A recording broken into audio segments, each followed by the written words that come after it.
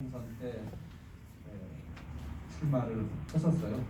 저도 제주시 갑에서 국민의당으로 출마했는데 그때부터 이제 저하고 정치적 활동을 같이 그 전에 이제 남북 문제 때문에 워낙 유명하신 분이라서 제가 좀 배우려고 인연을 맺고 이렇게 가끔 대화도 나누고 한 20년 이상 된 선배이기도 하고요.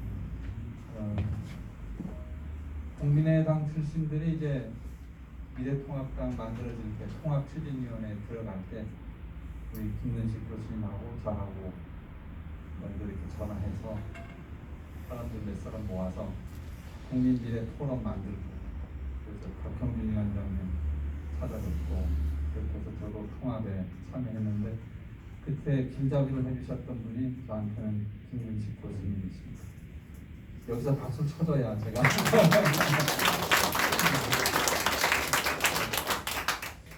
그래서 김근식 교수님의 남북한 통일 문제, 특히 경제협력 문제라든지 간의 대외 정책의 문제, 또 우리나라의 대북 정책 문제에 대해서 합리적이고 또 원칙적인 그런 접근을 쭉 해오면서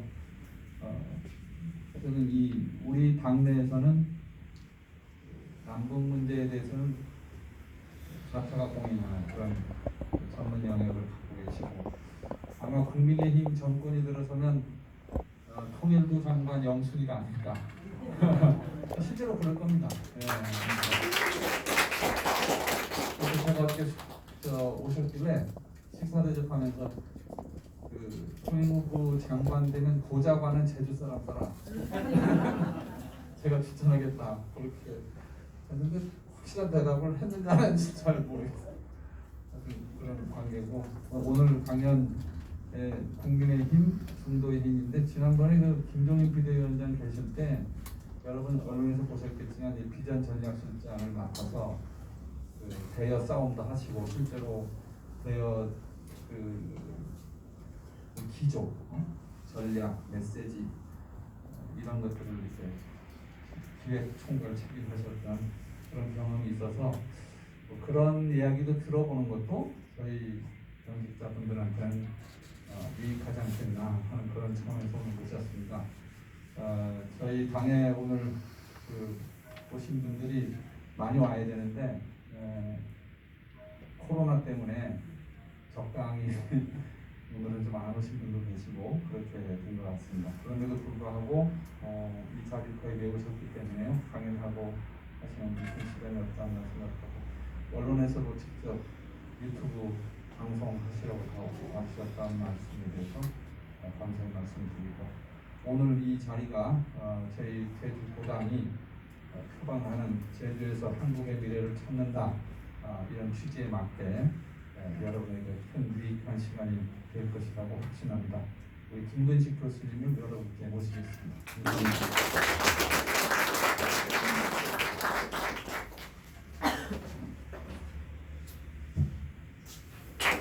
안녕하십니까. 우리 장성철 도당위원장님께서 과분한 또 말씀을 해주시고, 아마 어제 저녁을 같이 먹으면서 이제 약간 술이 좀 과했던 것 같습니다. 농담으로 좀 장관 이야기도 하시고 장관 보좌관까지 이야기도 하시고, 어쨌든 좋은 일들을 서로 우리가 가정을 하고 좋은 생각들을 이야기할 수 있었다는 것은 그만큼 이제 내년 3월에 대선이 있고 그 대선에서 우리가 승리를 해야만 하는 그런 상황이기 때문에, 이번에 서울시장하고 부산시장 보궐선거 이겼습니다만, 그래서 그것을 통해서 우리 당이 이제는 이길 수 있다라는 자신감을 이제 조금이라도 회복한 큰 의미가 있습니다. 그러나 거기서 멈춰서는 안 되고, 내년 3월 9일 대선이 사실은 더 큰 싸움이기 때문에 내년 대선에서 꼭 승리해야만 되고, 그래야 뭐 청와대도, 그다음에 내각도, 그다음에 각 지자체도 우리가 또 우리의 나라를 바로 세울 수 있는 좋은 사람들로 채울 수 있지 않을까 생각합니다.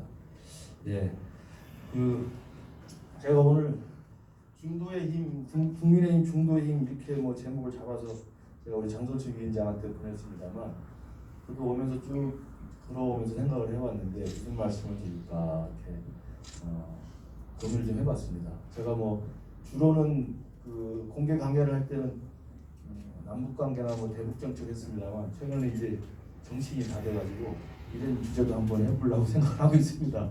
그래서 특히 이제 우리 당에서 지금 이제 또 전당대회를 앞두고 있고 내년 대선 후보 경선도 진행을 해야 되고 또 그리고 결국은 내년 본선에서 이겨야 되기 때문에 우리 당의 진로, 당의 미래에 대해서 아마 여기 계신 당원 동지 여러분이나 당직자분들께서 많은 고민을 하실 거라고 생각합니다. 그래서 그런 맥락에서 우리가 국민의힘이 앞으로 어떤 방향으로 가는 것이 승리할 수 있는 길인지 제 개인적인 고민이기도 하고 여러분들과 같이 고민을 나눠볼 수 있는 그 주제인 것 같습니다. 우선 그 오전에 보니까 문재인 대통령 그 4주년 기자회견 보셨죠? 네. 저도 뭐 쭉 봤더니 여전히 뭐 우리랑은 생각이 전혀 다른 것 같아요. 그래서 다른 나라에 사시는 것 같기도 하고 또 고집스럽기도 하고 그렇습니다. 그러나 어찌됐든 저는 역으로 오늘 그 임기 4년차 기자회견을 하면서 문 대통령이 자화자찬했던 그 내용들을 저는 전혀 거꾸로 우리 국민들은 느끼고 있고 민심은 그렇게 흐르고 있기 때문에 내년에 정권 교체 가능성이 저는 굉장히 높다고 생각합니다. 여러분들께 느끼시겠지만 왜냐하면 뭐 정치 부분, 경제 부분, 외교 안보, 그다음에 사회 모든 부분에서 지금 사실은 지난 임기 4년 동안 잘못 가고 있다는 걸 국민들이 체감하고 있기 때문에 저는 대통령이 청와대에서 자기 혼자 나홀로 달나라 화법을 가지고 이야기를 한다 하더라도 국민들은 다 그걸 지켜보고 있고 그래서 내년 대선에 지난 문재인 정권 임기 5년에 대한 명확한 평가를 내릴 거라고 생각합니다. 이제 문제는 제가 이제 항상 강조드리는 겁니다만 문재인 정권을 심판해야 된다. 문재인 정권을 바로 잡아야 된다.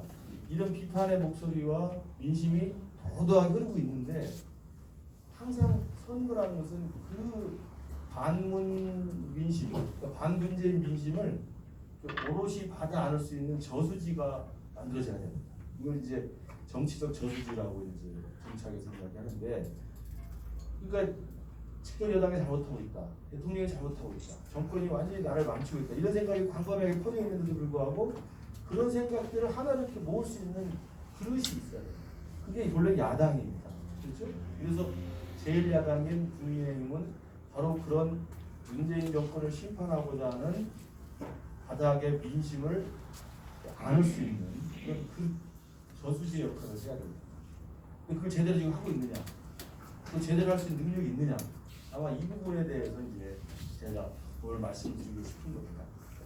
이건 이제 정치적 저수지라고 하는데 실제로 지난 1년 전만 해도 우리 장 위원장도 출마를 했습니다만 저도 서울에서 출마를 했습니다만 다 떨어지지 않았습니까?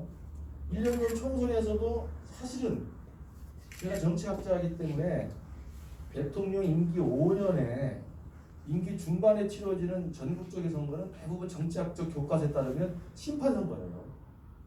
임기 초반에 치러지는 선거는 정권에 대한 지지를 많이 표현하는 선거가 됩니다. 그래서 2018년에 지방선거는 민주당이 다 싹쓸이 했었죠.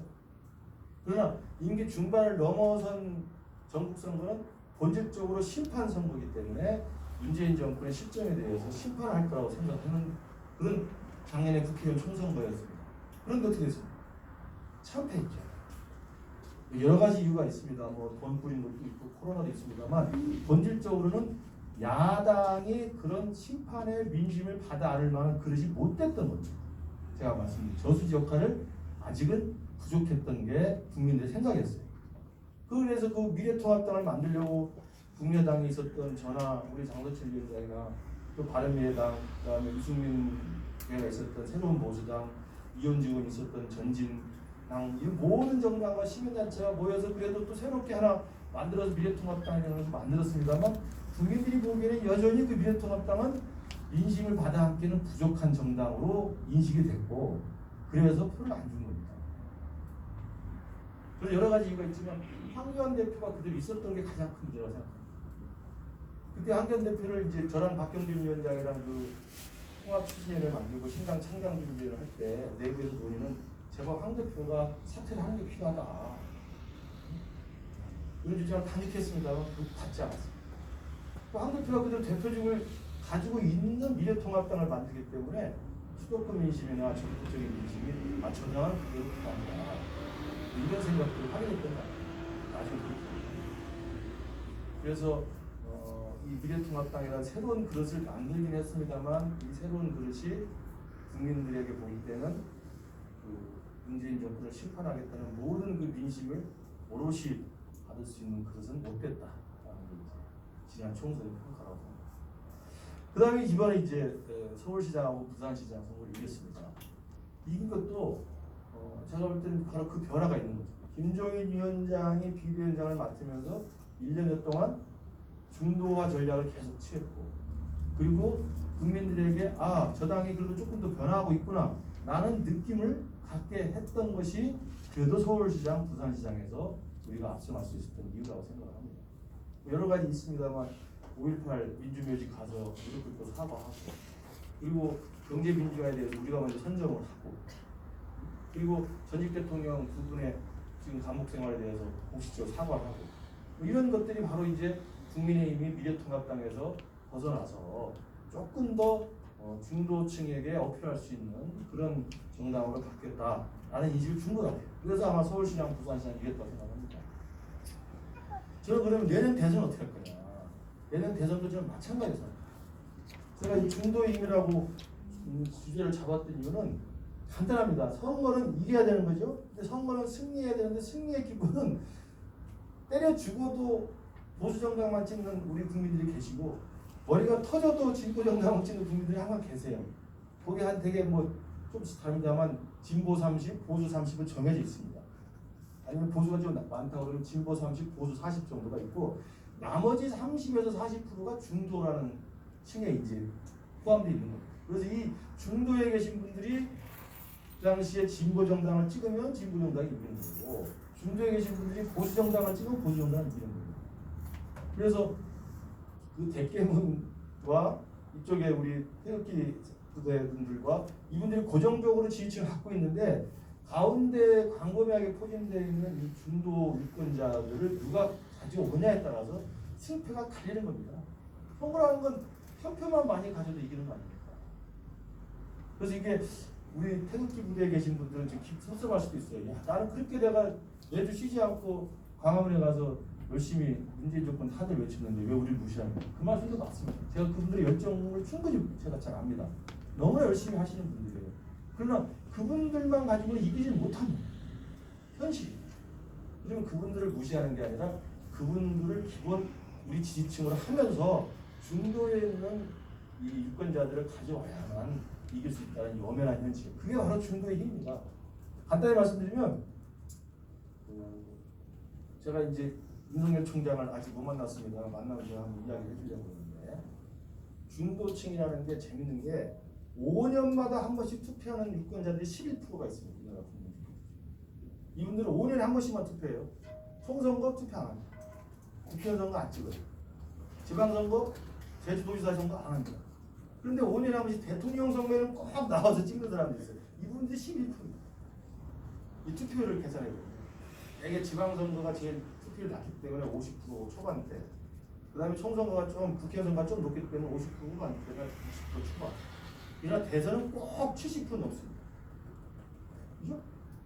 그게 뭐예요? 그러면 대선에 70% 넘는다는 투표율이라는 것은 5년 동안 한 번도 안 찍다가 5점을 나와서 투표한 사람들이 11%가 있다는 거예요. 그 11%를 가져와야 돼요. 그 사람들은 작년에도 투표 안 했어요. 작년에도 장석철 위원장 나왔을 때 투표 안 했어요. 재작년에도 지방선거할 때 원희룡 지사 나왔을 때 투표 안 한 사람들. 그런데 내년에는 반드시 나와서 투표합니다. 그 사람들이 타겟이 돼야 돼요. 근데 그분들이 대부분 중도성이라는 거예요. 그러니까 무슨 뚜렷한 내가 진보 보수를 하는 어떤 이념적인 아이덴티티가 있는 것도 아니고, 뚜렷한 정책적인 무슨 고집이 있는 것도 아니고, 뚜렷하게 누굴 막 좋아해서 팬덤을 형성하는 것도 아니고, 그냥 그래 내가 대통령은 내가 찍으러 가야 되는 게 아니냐 그러면서 별로 정치에 관심도 없지만 5년에 한 번씩은 대통령 선거를 자기 손으로 뽑겠다고 같이 찍는 분들이에요. 그분들이 봤을 때 국민의힘이 내년에 정권을 잡아도 될 만한지, 그분들에게 믿음직한 정당으로 보일 수 있을지, 이게 내년 우리 대선의 저는 관건이다. 5년에 한 번 찍는 11%의 이 중도층, 이 사람들이 보십시오. 문재인을 찍었던 사람이고, 이 사람들이 박근혜를 찍었던 사람들이고, 이 사람들이 노무현을 찍었던 사람들입니다. 그렇잖아요. 여기 계신 분들은 계속 찍는 사람이 정해져 있죠. 그러나 그 11%가 노무현을 찍어서 노무현을 당선시키고, MB를 찍어서 MB를 당선시키고, 박근혜를 찍어서 박근혜를 당선시키고, 문재인을 찍어서 당선시키고, 내년에도 그 사람들이 찍는 그 후보가 대통령이다. 이거 우리가 무시해서는 안 돼요. 그래서 중도의 힘은 바로 5년에 한 번, 5년마다 한 번씩 투표하는 실프의 유권자를 겨냥한 그들의 마음을 사고 그들의 지지를 얻어내기 위한 노력해야 된다는 말씀을 드립니다.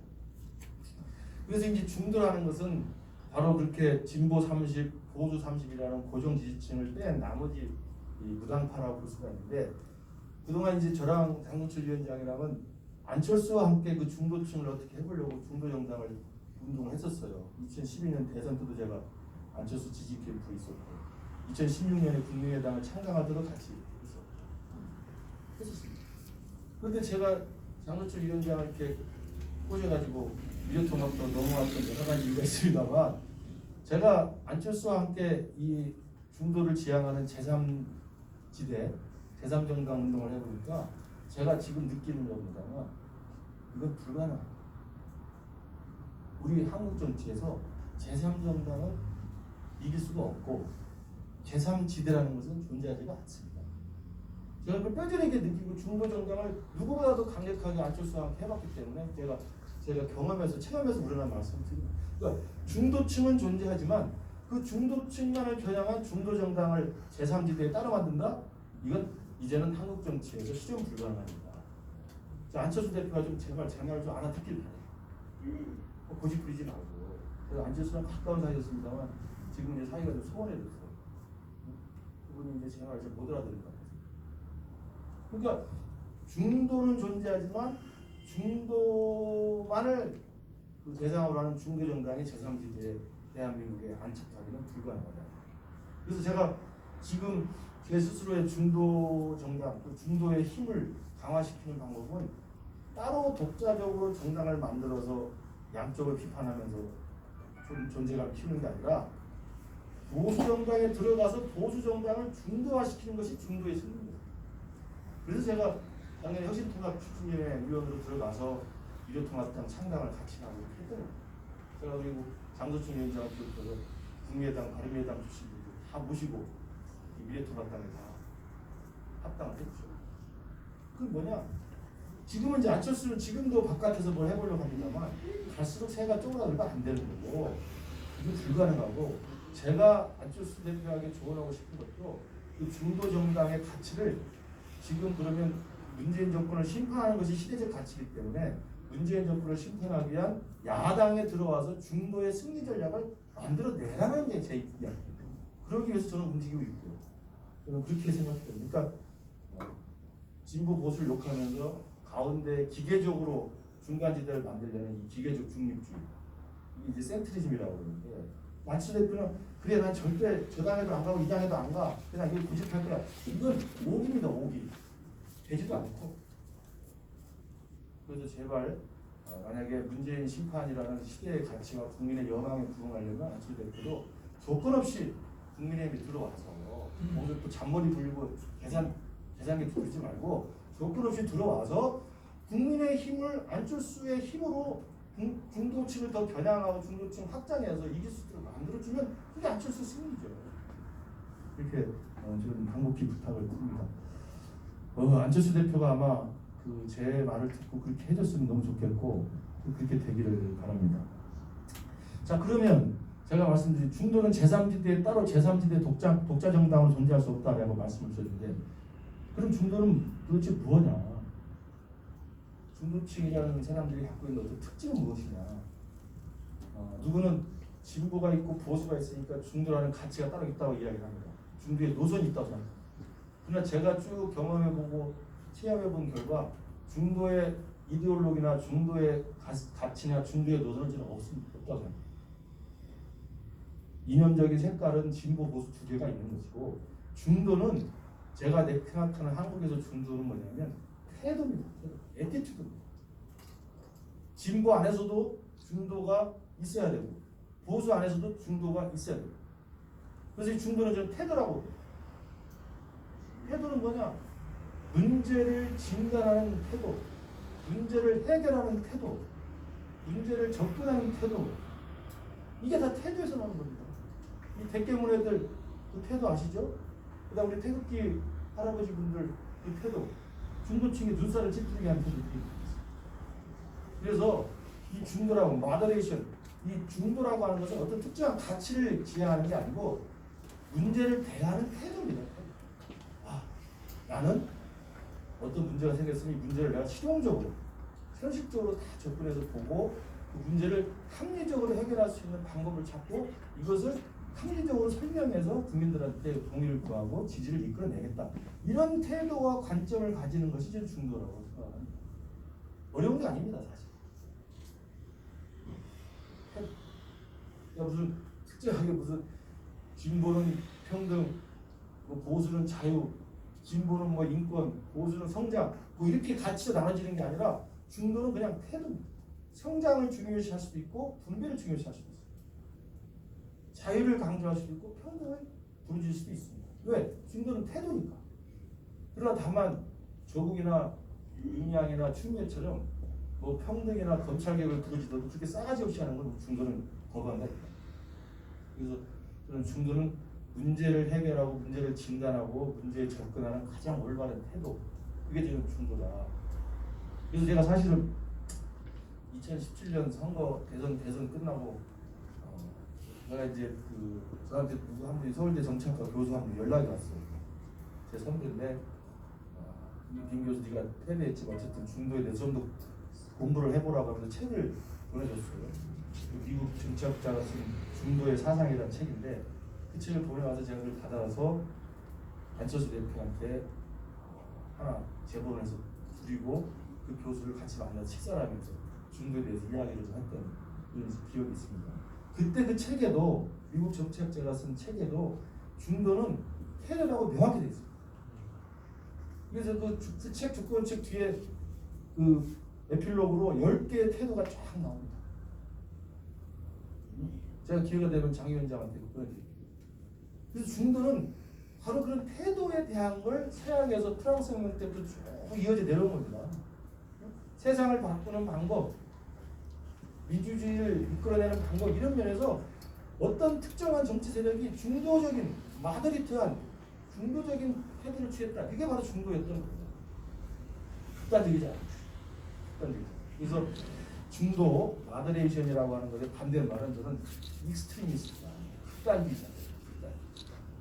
좌파에도 극단적인 사람들이 있고 우파에도 극단적인 사람들이 있어요. 근데 어느 정치 지형에나 다 있는 겁니다. 극단적인 사람.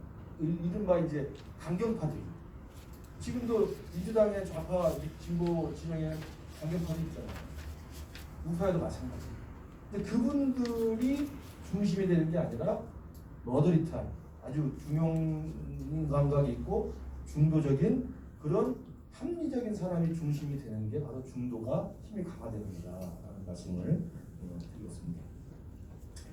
근데 이제 문제는 우리나라 정치는 이 진보 진영은 대깨문이라는 극단주의자들이 과잉 대표되어 있고 우리 보수 진영은 그 태극기 부대라고 하는 극단주의자들이 또 과잉 대표되어 있는 것이 지금 현실입니다. 그래서 이게 서로 경쟁 갈등이 심하고 서로 상대방을 적대시하면서 지금 대한민국이 완전히 분열되고 있다고 생각하는데 이 과잉 대표라고 하는 현상이 저는 우리나라 정치에서 굉장히 좀 심각한 문제라고 하는데 그러니까 대깨문이라고 하는 현실적인 소수가 있어요. 태극기 부대라고 하는 현실적인 소수가 계셔요. 근데 이분들은 각 진영에서 소수에 불과합니다. 수적으로는. 그죠?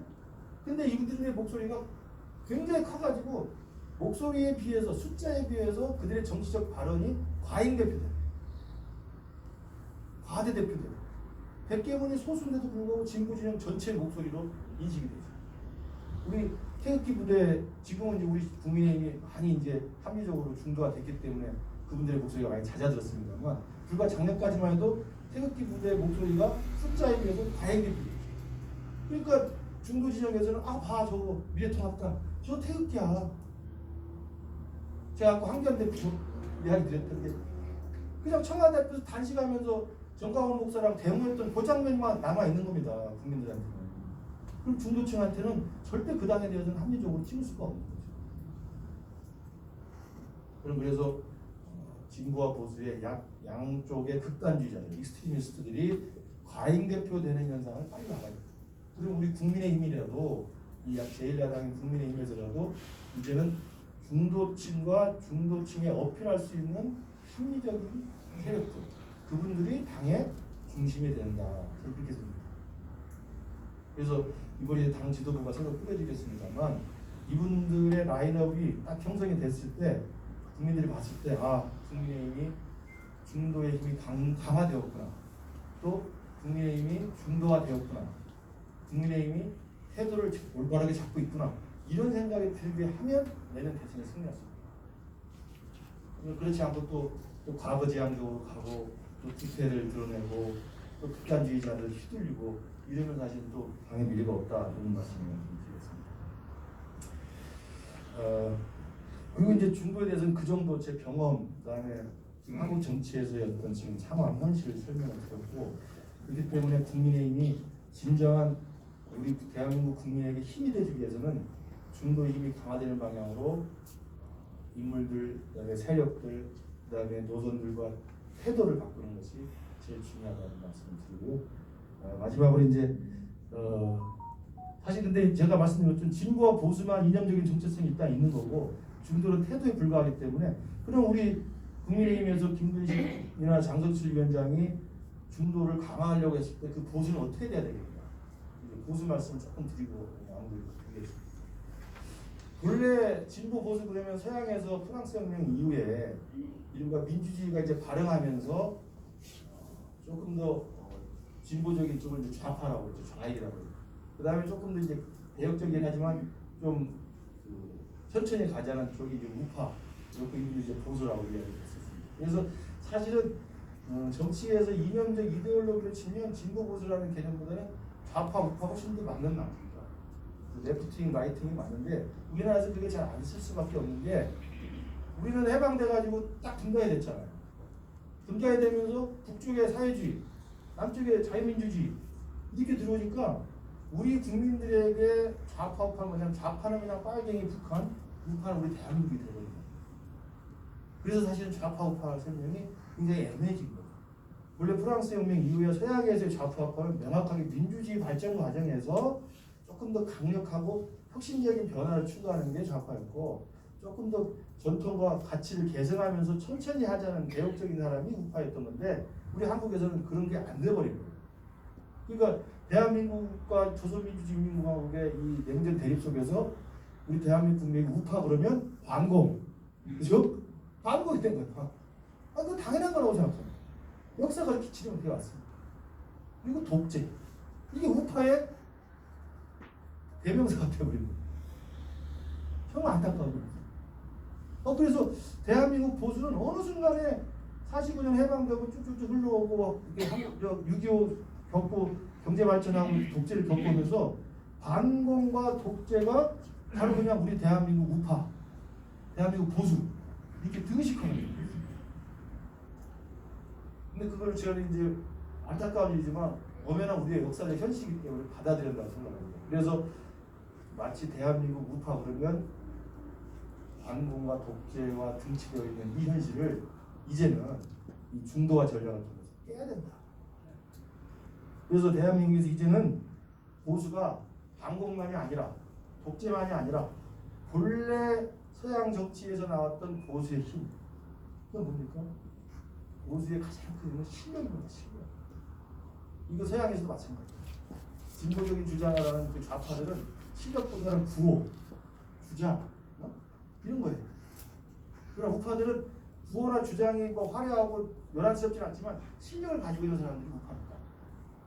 우리 대한민국 우파도 이제는 반공, 독재 이런 등식에서 벗어나서 실력으로 이 보수의 정체성을 살려야 됩니다. 근데 이것도 우리가 맞는 게 대한민국을 지금까지 발전시키고 건설해온 이 공화당, 그다음 민자당 이런 흐름들 보면 사실은 우리가 실력이 있는 집단이 맞아요. 박정희 대통령이 독재자로서 정기 집권한 건 맞지만 박정희 대통령 아니면 경제 발전과 근대는 어떻게 됐어요? 그래 대한민국을 이만큼 살기 위한 경제 발전과 근대화는 우파가 한 거예요. 그렇죠? 보수가 한 거예요. 그러니까 보수의 힘은 실력이에요. 근데 민자당 만들면서 김영삼 대통령까지 합당을 해서 거기서 사실은 민주화의 기틀을 만들지 않았습니까? 어떻게 보면 이게 지금 우리나라 진보 진영이 민주화나 뭐 인권이나 뭐 이걸 지금 장악해서 선정하고 있지만 대한민국 역사를 보면 경제 발전과 민주주의 모두 사실은 우리 당의 전통에서 나오는 겁니다. 일부 왜곡된 독재 역사가 있었지만 그래서 지금 우리 중앙당에 가보면 그 본청에 그 회의실에 걸려 있는 건 박정희 대통령하고 김영삼 두 분만 걸려 있어요 사진이. 아버지 거기가 민망한 거지. 근데 저는 그 자랑스러운 저는 전투가 생각해. 박정희 대통령이 만들어낸 이 경제 발전이라는 것은 대한민국 보수가 얼마나 능력 있는가를 보여준 상징이고 김영삼 대통령이 만들었던 국민정부의 이 하나의 척결이라든지 금융시민제라든지 민주화의 서를 기틀을 닦았던 분들은 자랑스러운 우리 우파들의 능력이라고 합니다. 그래서 지금 국민의힘이 내년 대선에서 이기고 중도의 힘을 강화해서 국민들한테 다가가기 위해서는 바로 이 대한민국을 만들고 발전시켰던 우리 보수의 능력, 유능함, 실력 이걸 다시 우리의 캐치프레이즈로 또 우리의 이미지로 만들어야 됩니다. 그러면서 제주도당은 아주 실력 있는 도당이라고 생각합니다. 사무처장님이 훌륭하시고 아까 말씀드린 진짜 이런 아카데미 하는 건 지금 제주도당밖에 없습니다. 그래서 우리 대한민국 보수가 분단과 전쟁 때문에 반공과 독재라고 하는 오명 속에서 이미지가 되지만 이제는 다시 역사를 우리가 돌이켜보면서 실력과 유능함이라는 우리 보수의 상징, 보수의 자랑스러운 자부심을 우리 당이 가졌으면 좋겠다. 이게 저는 사실은 우리 역사를 돌이켜보는 중요한 저는 그 균형 잡힌 시선이거든요. 두 번째 보수의 힘은 뭐냐? 우리 대한민국 보수가 지금 다시 저는 부활해야 된다고 보는데 그렇게 해서 유능함과 신경을 가졌던 보수였는데 이게 반공과 독재로 이미지 메이킹이 되면서 계속 실패하다가 지난 박근혜 대통령 때 괴멸이 됐지 않습니까? 그래서 사상 초유의 탄핵 사태가 났고 청와대에서 끌어져 내려와서 감옥에 들어갔어요. 보수가 괴멸됩니다. 여기서 보수는 어떻게 다시 찾아야 돼요? 저는 그래서 이게 박근혜 대통령 탄핵으로 상징되는 대한민국 보수의 괴멸은 저는 오히려 역사적으로 교훈을 찾자면 바로 그때 잘못되어 왔던 반공과 독재의 보수가 이제 역사 속으로 사라졌다고 생각합니다. 우리 잘된 일이에요. 그래 이제는 그동안 반공, 독재, 부패 이런 걸로 점철됐던 우리 보수의 잘못된 부정적 이미지를 그 사건을 위해서 깨끗이 역사의 뒤안길을 보내고 새로운 보수로 태어나야 된다. 이 새로운 보수는 중도화된 마더리트한 아까 내 태도 말씀드렸잖아요. 균형감과 있고 합리적이고 품격 있는 태도 그게 바로 중도의 태도이기 때문에 그런 태도를 가진 보수를 거듭나는 거예요. 그리고 보수는 아까 말씀드린 실력 우리 대한민국을 지금까지 경제성장시키고 민주를 만들었던 우리 당의 실력 플러스 보수의 가장 큰 부활의 정신은 뭐라고 생각하면 제가 지금 느끼신 건데 겸손함입니다. 겸손함. 보수의 사상적 가치의 기준은요 서양도 똑같습니다. 겸손함입니다. 진보 진영의 가치의 가장 큰 문제는 오만함입니다. 이 역사를 쭉 보면 중세 천년을 서양에 들어오면서 중세 천년을 암흑의 시대라고 그러잖아요. 다크에이지라고 그러잖아요. 그러면 1000년 동안 인류가 암흑을 살았는데 가장 큰 원인은 뭐냐면 신에 의해서 인간이 노예가 돼 있기 때문에 교황이 모든 걸 통치하고 모든 걸 교회가 다 장악했기 때문에 1000년 동안 인류는 인간성에 말살되고 신에 의한 신성 제국이 됐습니다. 그래서 그게 이제 중세 말에 대강 나타난 게 문해 부흥 운동이라서 르네상스잖아요. 그 르네상스가 나오면서 뭐 르네상스 인간이 다시 주인이 된 거야. 그러니까 신이 아니라 이제 인간이 주인이다. 해서 인간이 이성을 또 강조하고 인간이 자기의 문해 부흥 운동을 통해서 휴머니티, 인간성을 계속 강조하는 운동이 생긴 겁니다. 그리고 그게 이제 과학혁명과 산업혁명이 나오면서 인간의 기술이 늘어나면서 인간이 세상 발전을 주도하게 됩니다. 그게 좋아요. 근데 그 인간의 이성이 강조되면서 18세기, 19세기 들어오면서 마르크스라고 하는 사회주의가 나오면서 인간의 이성에 대한 지나친 오만함이 생기는 거예요. 아, 이제 신도 필요 없고 내가 보니까 역사는 이렇게 발전되게 돼 있고 역사 발전을 이 길로 가게 돼 있다. 나를 따라라. 무서운 인간의 오만함이 가장 진보적인 좌파 운동으로 들어요. 여러분 사회주의 공산주의 가장 오만함은 뭔지 아세요? 인간을 개조하겠다는 생각. 세상을 내 멋대로 역사 발전대로 뜯어 맞추겠다는 생각. 그래서 모택동이 1000만원 죽였고 스탈린이 1000만원 죽입니다. 김일성이가 수백만원 죽입니다. 캄보디아에서 폴포트가 수십만원 죽여요. 왜? 인간이 오만하기 때문에. 이게 진보에 대한 가장 큰 맥점이에요. 조국을 보십시오. 얼마나 오만합니까? 추미애를 보십시오. 근데 대개 서양도 마찬가지고 정치 사적으로 진보는 오만하게 되어 있습니다. 왜? 세상은 지가 다 정리하니까. 저도 20대 때 그렇게 생각했어요. 책 몇 권 읽고 보면 다 정리됐네. 역사는 내 뜻대로 되는 거야. 배 같은 소리 하지 마. 나를 따르라 하는 거야. 신을 부인하는 거야. 신을 부인. 왜? 신이 필요 없지. 그러나 보수, 서양을 지금까지 이끌어오고 그러면서 수천 년 동안 끈끈이 이어준 보수의 정신은 뭐냐면요. 겸손함입니다. 아, 세상은 내 뜻대로 되지 않는다. 그렇죠? 여러분 세상이 여러분 뜻대로 되니까? 세상은 내 뜻대로 되지 않는다. 그래서 세상은 기존의 것을 계승하고 보존하면서 조금씩 바꿔가는 것이 가장 합리적이다는 것을 역사적으로 깨달은 게 바로 컨서버티즘이에요. 보수예요. 보수. 이 보수는 자랑스러운 거예요. 저는 요즘 많이 느끼고 있습니다. 저도 아무리 죄를 안 지으려고 하지만 죄를 짓게 되잖아요. 저거 이놈은 지가 죄 짓는 걸 느끼지도 못하나 봐. 죄의식이 없고 죄책감이 없고. 모든 사람은 다 죄를 짓게 돼 있기 때문에 죄책감이 있고 죄의식이 있으면 그렇게 떠버리지 못해요. 스스로 돌이켜보는 거지. 스스로 돌이켜보고 조심스러운 거예요. 말 한마디를 하더라도 조심스럽게 하고 주장을 하더라도 가능한 이야기를 하는 거지. 저는 보수의 핵심은 겸손함이다. 겸손함의 기본은 뭐냐면 세상은 인간의 의지대로만 되지 않는다는 것을 역사 속에서 깨달은 그게 인간의 전 지혜라고 생각해요. 위지덕이 위지덕. 이렇게 수천 년을 지나면서 우리가 느낀 거죠. 아, 그 어떤 놈들이 깃발을 들고 어떤 놈이 책 하나 써가지고 책을 흔들면서 나를 따르라 세상을 내가 바꾸겠다 한 놈들이 성공한 게 있습니다. 우리 그걸로 인간을 탄압하고 인간을 사육하고 인간을 죽였죠.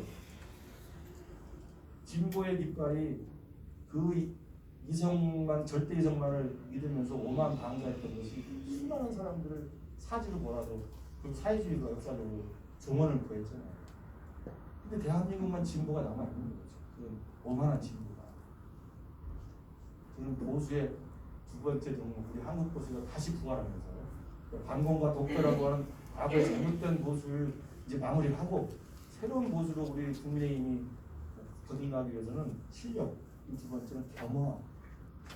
겸허함이라는 것이 세상을 바꾸는 가장 올바른 길이다. 죄를 짓을 수밖에 없습니다. 그다음에 우리가 실수할 수밖에 없어요. 대통령도 어떤 정부도 임기 5년 동안 내가 항상 실수할 수 있다, 잘못할 수 있다라는 그 겸함을 가지면 저렇게 안 합니다. 그렇잖아요. 정책이 잘못되면 잘못했다고 이야기를 하지. 아, 내가 잘못했습니다. 근데 이 문재인 정권의 제일 큰 열받게 하는 거야. 잘못했다는 말을 한 번도 안 하잖아요. 이거 오만함이 규칙을.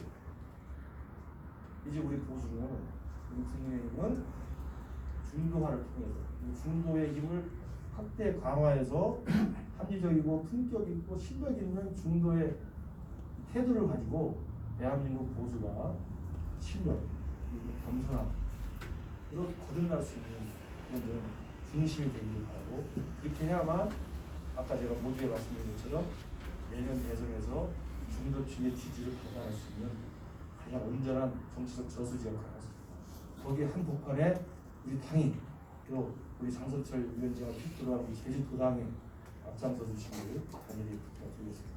감사합니다.